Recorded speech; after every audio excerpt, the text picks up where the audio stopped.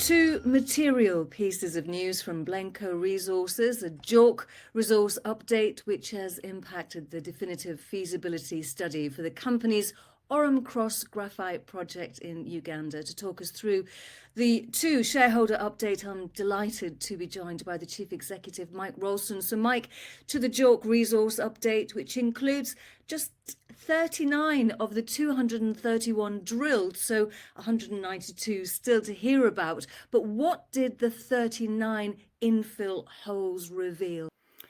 Well, they revealed that geology is exactly what we thought it would do, and it was all infill drilling so that we could add those tons into our mine planning and scheduling for the DFS. So those tons effectively get added in for production within the study, and that's made a big difference. So that's what the infill drilling was there for, and it was successful. Okay, so a big difference, and another, therefore, big JORC update to look forward to early next year. But let's go to those DFS results you've just mentioned and looking at the life of mine. 15 years are definite, but what's the potential? Because I can see the word significant mentioned there. Well, we estimate that we've drilled out about 2% of the overall deposit. We did some deep holes, as we've talked about in the past. Most of our drill holes to date have been to 30 meters. We drilled 6 holes down to 100 meters as part of this program, and all 6 of them were in mineralization when we finished. So there's an enormous amount of graphite underneath the existing deposits, and then as we've just proven with the 2 new Beehive and Ian deposits, we can step out and find a whole lot more graphite as well. So there's plenty of graphite, estimated 2 to 3 billion tons, enough to mine for hundreds of years. So production quantities is not the issue here, and we've always known that. It's really just a case of let's keep drilling it out as much as we want. Let's just make sure we don't overspend in doing that, because you can, but just keep enough in front of us to ensure we get a very good DFS result. Okay, hundreds of years. So let's look at the net present value, therefore, of the project. Markedly different from the NPV calculated in the pre-feasibility study. But, how's this been achieved? I think you might have already answered that, but how's this been achieved? Well, no, the additional tons is only one small portion of that.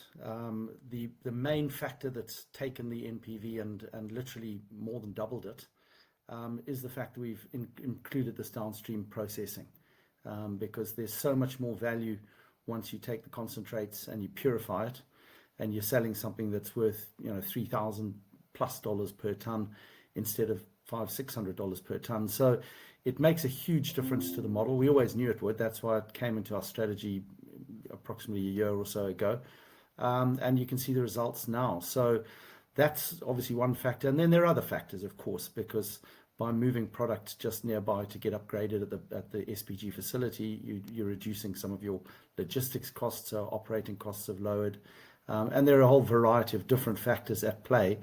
But all in all, are very, very pleased with that result, and it obviously shows what a fantastic project Orom-Cross is.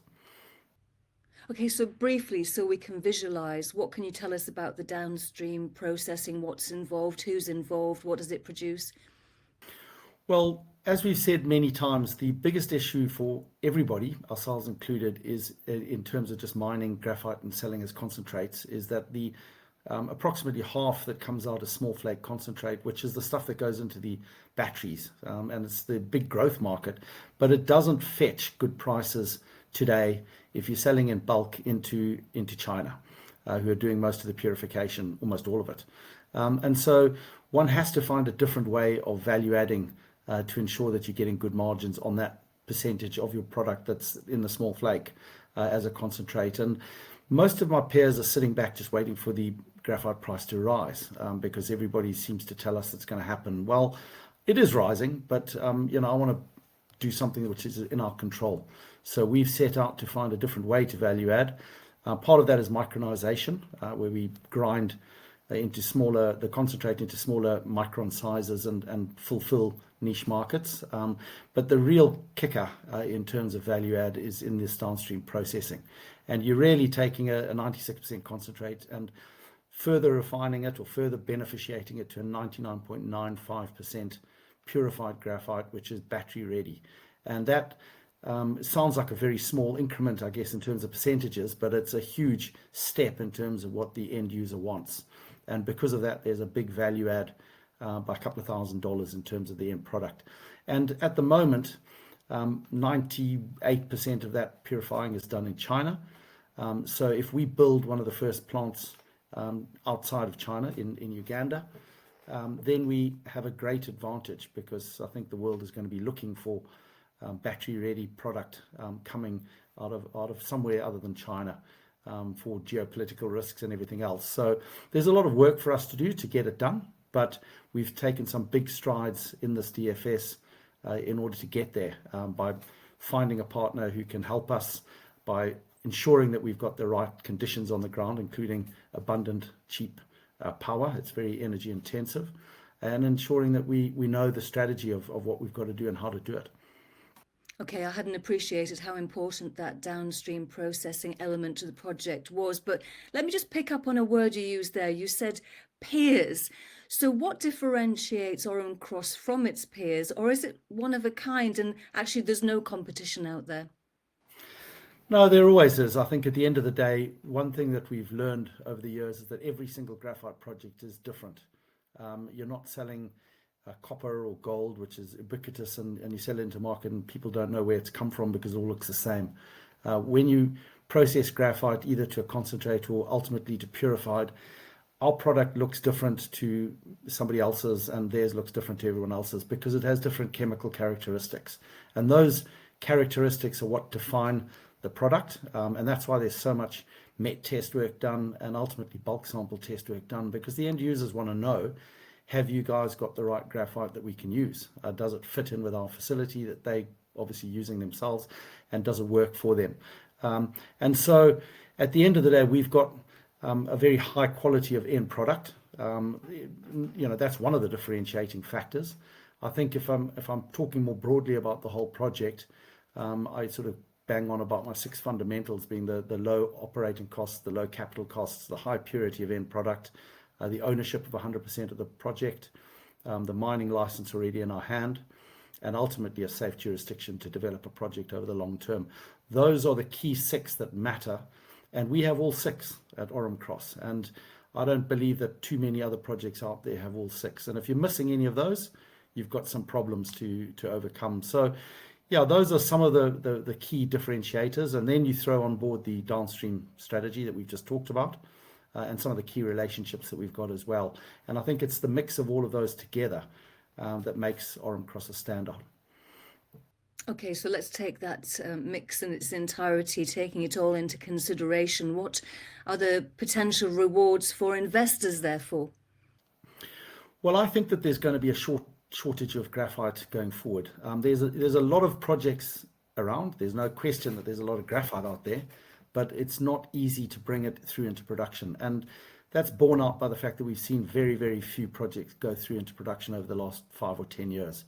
And so in a market that's growing, we know that there's an energy transition, and we know it needs lithium-ion batteries, and they all need graphite. So we know the market demand is there, and literally some of the forecasts have a tripling over the next couple of years to 2030. So we are entering a phase where, and we're seeing it, the off-takers are all trying to build their supply chains going forward. And yet at the same time, as I say, there's not too many mines coming on board. So if we have this situation where there's a demand-supply imbalance, and we're able to take Orom-Cross into production in the near term, I think there's a really strong first-mover advantage. And I think that's what, I guess, certainly appeals to us and hopefully to the investors who come on board, is that it's not just about completing a JORC update or a DFS. It's about what the future holds when you're sitting on a fabulous project in a market that's growing at a time where very few competitors can go into production. They're quite exciting. Okay, so finally, I'm going to latch onto that near term. What's the likely news flow anticipated for the first quarter of 2026?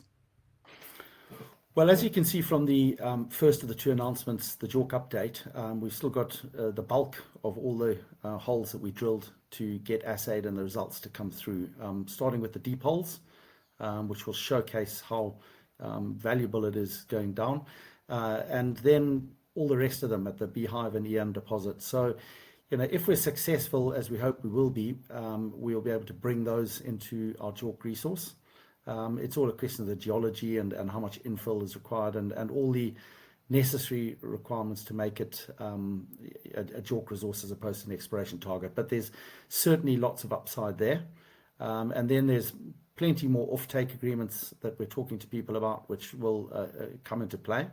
And then, of course, the big one is the financing of our P1 production strategy as we go forward and building that first production by the end of next year, leading into 2027. So, yeah, there's a lot going on, and I think there's plenty of good news flow ahead. Yes, there certainly is an awful lot going on, and thank you very much for your time, Mike Ralston, Chief Executive of Blencowe Resources. Thank you very much indeed. Thank you, Sarah, and great to chat.